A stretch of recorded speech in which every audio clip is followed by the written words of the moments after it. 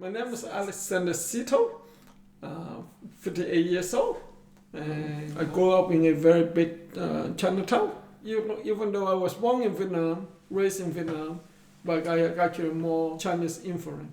The communists took over in 1975. We live in a very big city. The time I grew up, U.S. is involved very closely with Vietnam, very protected areas, so we actually don't see the war that much. People don't even know the war going on to some degree. But for my father particularly, he saw the war and he saw the difficulty life of the refugee. When the communist took over, I was 14. North Vietnam took over in April 30th. Before the North Vietnam took over, a lot of people talk about on how to get out of the country.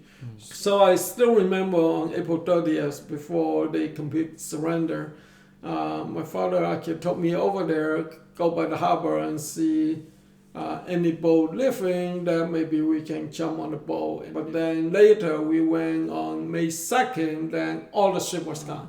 So my father actually playing the escape for 4 years. Actually, one time he got caught. Basically, they suspect that he's trying to leave the country, so he actually was put in jail for 10 months. My father bought several boats and tried, and so finally the last one he was successful. Before we left the country, he wanted all of us to learn a skill, a basic life skill. For example, I did learn a little bit how to do like a hairdresser, right? I learned how to cut hair and all that. The rest of my family, we left together. So, okay, 10 of us will risk our life. Yes. June 1979, I was in a refugee camp, and then we get to U.S. in February 29. So when I got here, I was in school, the English as second language school in the community adult education center.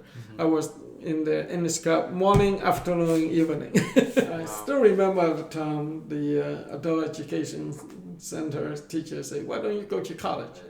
So without high school education, I would start with San Diego Mesa College. I remember I was worried that if this is college, and I had no idea what they were talking, how am I going to survive? It's tough to apply for a job when you fill an application that you don't have even a high school degree or not too many people hire you. I never think too much because I think actually it's not healthy to think too much. Maybe just a little bit awareness is good, but if you keep thinking that I am a person and all that, then you cannot get out. I think a pretty amazing career. 34 years in the high-tech industry, primarily aerospace industry.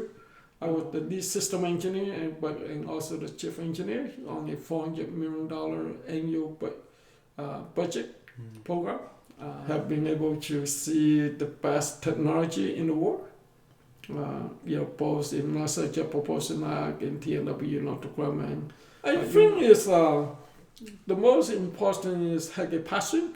Whatever you do will have to be driven. Anything is possible because when I was young, especially when I came to this country without a degree, didn't even know that, without a high school degree, didn't know about English. And at the time he told me that, hey, I will be a top aerospace company manager on a major program, $400 million, be a chief engineer, working on the spacecraft when I work in Jet Propulsion with the Galileo spacecraft went to Jupiter or any other national system I cannot talk about. I would say, you must be crazy. And don't always feel that the war is against you. I think that is not helpful, right? I think seeing like an immigrant coming to this country to be where I am, sometimes it's difficult for me to listen and say, a lot of people say they don't have opportunity. And I got it. If I come here, I can make it happen. How can people live multiple generations say they don't have opportunity? Opportunity is your own creation, right? I to some degree, I like John F. Kennedy say, right? don't ask the country what the country will do for you, right? You have to ask what you do for your country. You have to look for opportunity. And I think the best way to look for opportunity is education is key.